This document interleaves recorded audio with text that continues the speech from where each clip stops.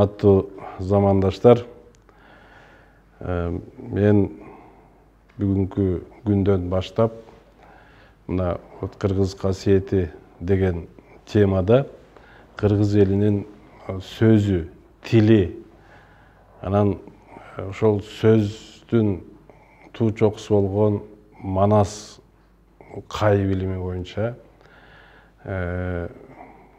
өзүмө Кудайдан буйрган илим менен эл журту менен бөлүшкүм келип турат да бүгүндөн баштап. Мына бүгүнкү күндө мына бул илимий коомчулук дүйнөсүндөгү көп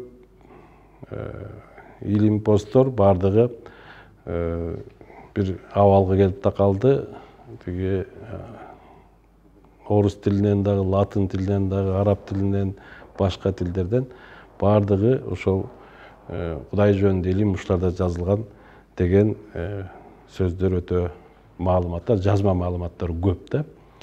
Ал эми ушундай манаска окшогон дүйнөдө теңдешсиз улуу аян баян илимин ооз-эки сөз менен айткан кыргыз элинин сөзү, тили каякта калган деген ой туулат да.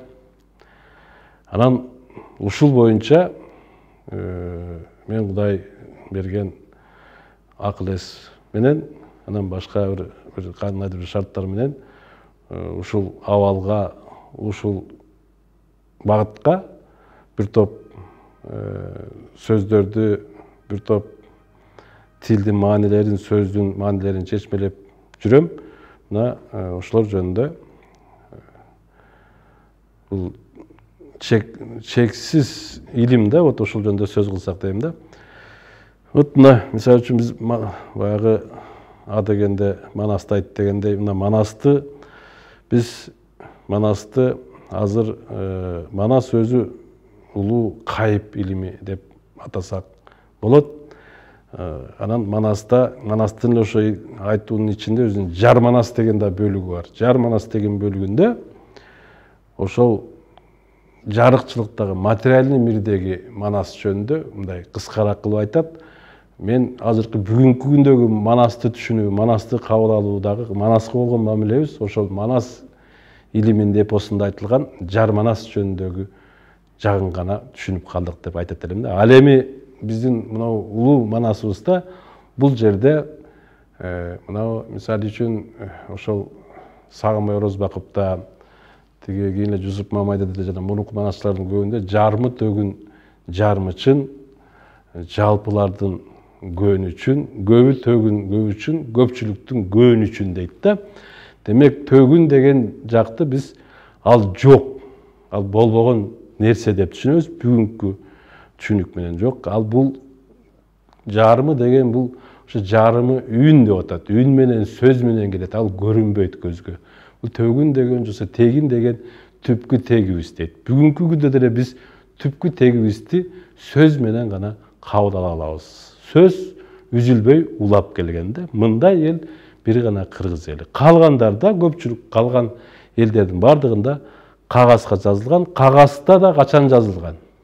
Ал кагазга чейин ал элен да жок экенден да деп түшүнсөк болобу? Антип айтсаң чычалайт. Демек кагазда жоктон кагазга жазбаганын ар жагынын бардыгы кыргыздар болгон да. Кыргыз өзүнүн баянын аян менен айтып, санжыралап, тизмектеп, иреттеп, ушул убакка чейин алып келаткан бирден бир эл бул кыргыз эли да. Демек биздин тилибиздин түбү, сөзүбүздүн түбү жаратканга барып такалат.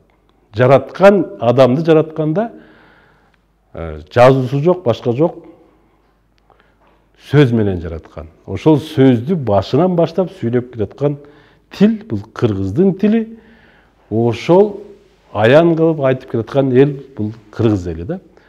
Мына башкача кириш сөз кылып, мен ушуну айтат элем да.